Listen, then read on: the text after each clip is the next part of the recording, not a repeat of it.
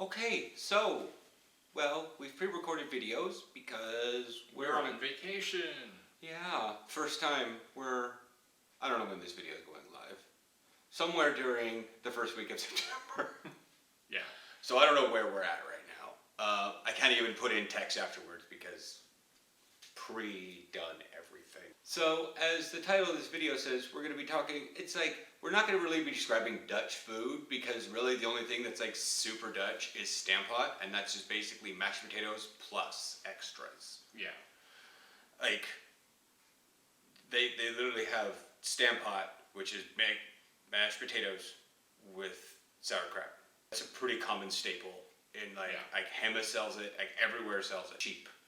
It's almost like that's the base. It's not. Yeah, it's not something you order. It's something that you add to. Like when I was at football camp, they were serving it like giant buffet platter thing with a little underneath. Whole thing. Like if you go to what were we at Salties and they had bacon in that thing, and you just like roll the thing over and there was like 3 pigs of bacon in there. All right, guys. So this is a different kind of stamppot with bacon. What'd you call it? Boerenkool. Boerenkool and mashed potatoes. Farmer's kool? Boren, yeah, that would be farmers because German it's Bauen. Bauer, but it looks absolutely nasty. But I took a bite of it and I'm like, I want more of this. I'm probably gonna take a whole damn plate. The guy making it or stirring it at the time didn't know the name for kale. He only knew the Dutch one of Boerenkool, and it took our Canadian to tell us that it's kale, because I didn't know what it was, because I had barely any internet in Belgium at the time, and I couldn't look up on the phone. Yeah. Boerenkool, because I would have seen the sad leaf and said, "Oh, that's kale." Oh, sad lettuce. Okay. Sad lettuce. You had roughly that before. Yeah. No sauerkraut, I think. Maybe some cabbage, kale, with smoked sausage and gravy on top. Ours had sausage at camp also, but I didn't eat any. Other things they like here that we've had a lot of are just generalized deep fried snacks. What was it? Cassoufflés. Yeah. That's basically cheese ravioli, but deep fried. Yeah. And it's delicious. And like that big, yeah. And it's not mozzarella or cheddar. It's Gouda, Gouda. Yeah. And cheese is Kaas, so Kaas soufflé. Another thing they have here at Borrell's, not necessarily at Fabo, but they have is bitter balls, which are balls, and they come in like packs of odd 3, 5, 7, 9. I think that's mostly a Borrell thing. Just so same reason they give you odd numbers of breadsticks at Olive Garden. I'm guessing. Conversation to instigate a fight. Yeah. But it's deep fried, but mashed potato with meat, basically. Yeah, okay. They've got croquettes, which are that, but long. Yeah. Long bitter balls. And then they've got frikandels. Whether you're in the Netherlands or Belgium, it's either frikandel or frikandel. I already forget which one's which. Yeah. But they're the same thing. Yeah. They're basically deep fried sausage. Yeah. Of sorts, kind of. Things at the bakery are basically take like a flaky croissant crust, but not like a full croissant, but that same crust. Same kind of crust, and wrap it around something. Like we've had, and it says insert name broodje. If you watch other videos of mine, I eat kaasbroodje in the morning, which is cheese in a croissant. It's sandwiched over. There's worst, hot dog, salsicen. There's something else that the bakery has that I never remember. And then like the bakeries, those are great, because I knew there was multiple kinds of bread, but to me there was really only wheat, whole wheat, baked birdseed, and white. Yeah. Now we have a small selection of white, but most of it's brown. But I'd never heard of Admiral or Fikorn or Casino or Tiger Brown. Tiger. Tiger Brown. It's tiger. Yeah. We've had tiger bread before. Oh, yeah. That's what that is. It's just I didn't know we'd had it in the States. Yeah, we've had tiger bread before. because it bakes up, gets brown on the top, but then breaks open to give you the stripes. That's why it's called tiger bread. It took me a while to find sourdough because I wasn't thinking in Dutch for some reason. And it's zuurdesem.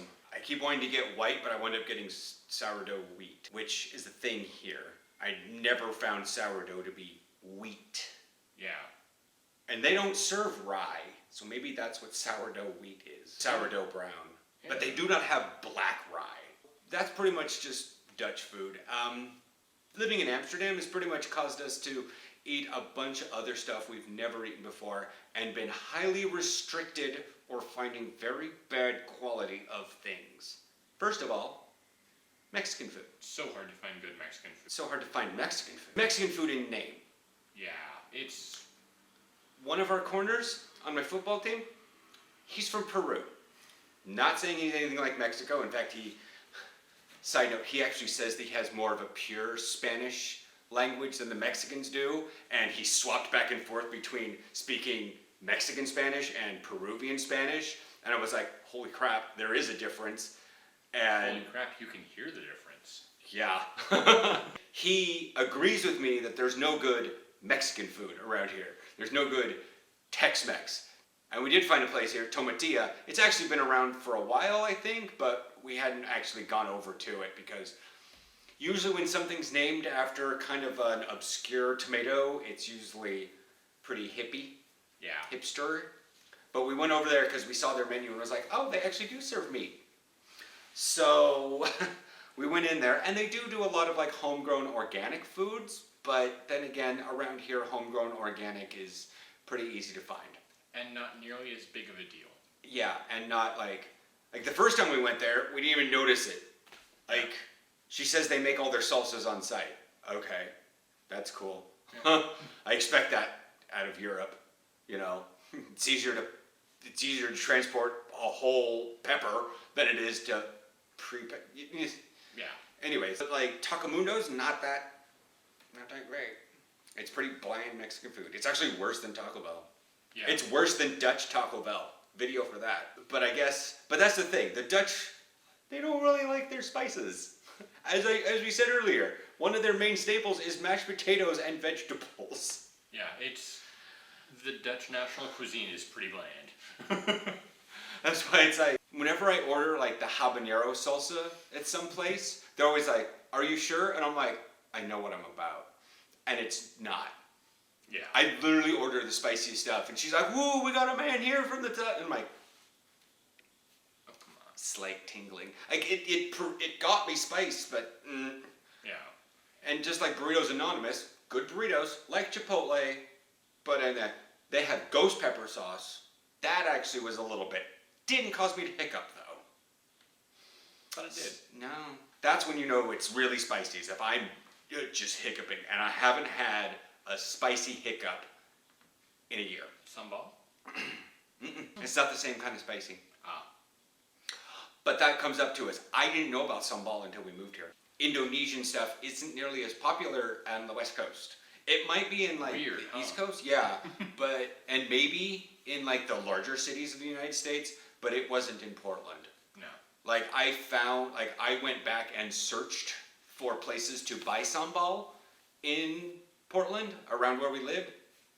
Had to go to like Whole Foods and spend 8 times the price that we spend here for it. Yeah. And that's probably what Aaron's been talking about that a lot while we've been formulating this idea. It's like the price of food around here. Yeah. Food on its own is a little more expensive. Not too much. Alcohol is way cheaper. Really? That's true. But, okay. Okay. They do a have super duper craft beer or a super fancy beer. Like Bra Het I. Might not be cheaper. Yeah, they're like $2.50 for what size bottle? It's 330 milliliters, 33 centiliters. I don't even know what that is in ounces. Because I just don't see 12. I don't see ounces on anything. Yeah, it's because it's not there. I know, but that's the thing is like I don't see ounces, so I'm starting to just look at stuff and go, that's that many milliliters. Yeah. Or centiliters. Like this. It's 330 milliliters. Yeah. 300 milliliters. 30 centiliters. Sorry. This is like $1.25. Yeah. Right? We say $1 because they say $1 here. So we got that same idea. Even though we're not talking a dollar, we're talking a euro. Yeah. That is 8% beer. That is 8% alcohol, 100% beer. I've already had one. And so you can get stronger beer. I found 11.8%. Yeah. Yeah. That's that Straffa stuff that's like on the top shelf. Ah. Yeah. Top shelf beer. Borderline liquor. Yeah. But what I was saying about price, yeah, you can get fancy stuff. You can get expensive stuff. But the cheap stuff is cheap. Like Heineken, the kind of default watery beer here, one is stronger than this Heineken in the US, I think. No. I'm not sure. No. They're both 5%. 5, something like that. But it's like 60 cents a bottle.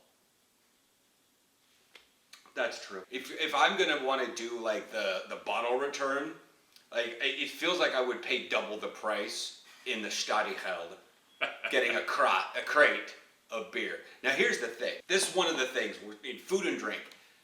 I didn't see this in the States mainly because beer is popular but not in the same way. Yeah. Here, you can buy plastic, like resin plastic crates. There's about 24 in it, right? Yeah. It's always 2 dozen. It's metric or imperial. Everybody loves 12s. Yeah. So dozens and all that stuff. You literally, the handle is in the middle of the box. Like the thing scoops down, has all the little pegs that hold the bottles, and then the handle comes up in the center. You hold that. You basically just drink out of it, and you put your bottles back, and you can take that to the bottle return and just return the crate. Yeah. The machine scans the crate and says, "Okay, yeah, it's full. Here you go." €2.40, and it just adds it on as a crate.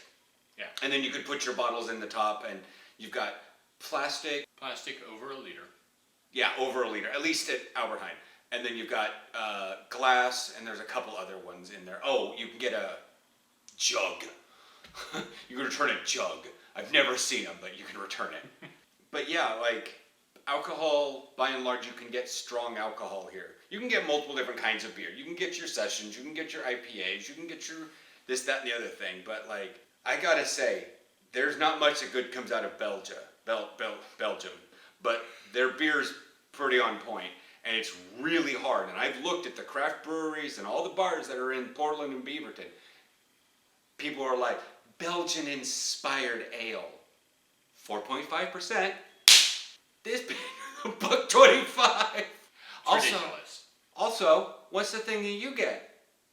The thing I've never seen in the States. I don't think ever since the Four Loko scare they could. Oh, whiskey in a can. and soda in a can, pre-mixed. 5%. Yeah. They've got Malibu rum, 2 flavors of that. They've got something else. Smirnoff, raspberry, I think. raspberry. They've got 2 different whiskeys and cola. They've got Jack and they've got some other. Yeah.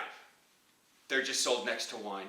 They're sold at the thing, and yeah. In terms of multinational food, getting away from alcohol, multinational food, we've eaten Greek, authentic Italian. Authentic Italian and authentic pizza, not at the same place.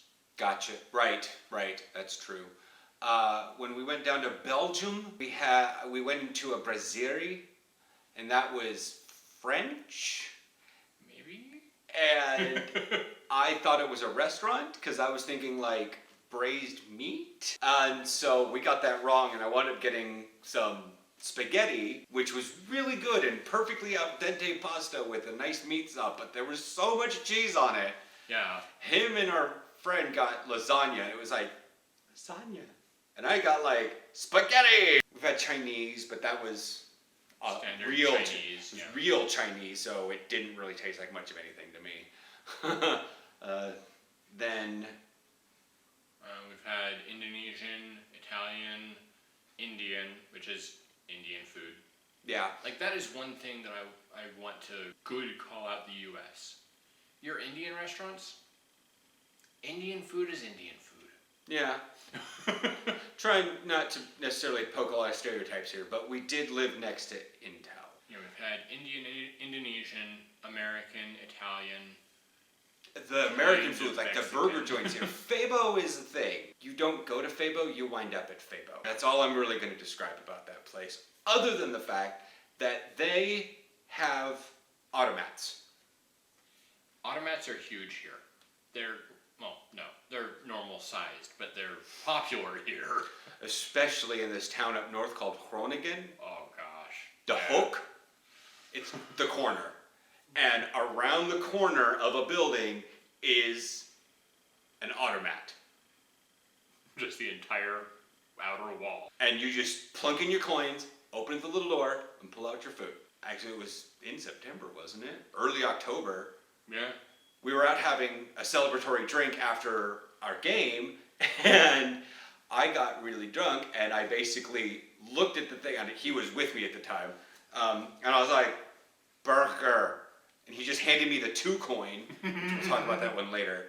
And I plunked it in the machine and pulled open a little thing, pulled out my cheeseburger, just opened it and just shoved it in my mouth. I was so proud. But that's, it's what they're perfect for though. I wonder why the United States really doesn't, why automats ran out. It's probably because drive-thrus became a thing. Because we drive everywhere. But like I can't even see it in downtown Portland. Where would you put one in downtown Portland? Where food carts are. Yeah, that's pretty much it for food and drink of Europe, Netherlands. Their take on American food, just real quick, they undercook everything. Their steaks are a little underdone for what you'd expect. Their burgers are a little underdone. Their chicken's fine. If you order medium, you're gonna get Medium rare. medium at rare. best. Also, one of the things, this is also in Belgium, they love fries. They love fries. They love Oh fries. My gosh. They do fries well. They do fries well, and they serve them with, you just say frites met, M-E-T, met, and they'll give it to you with mayo. If you order with ketchup, they know exactly where you're from. If you only speak English and you order it with ketchup, they know where you're from.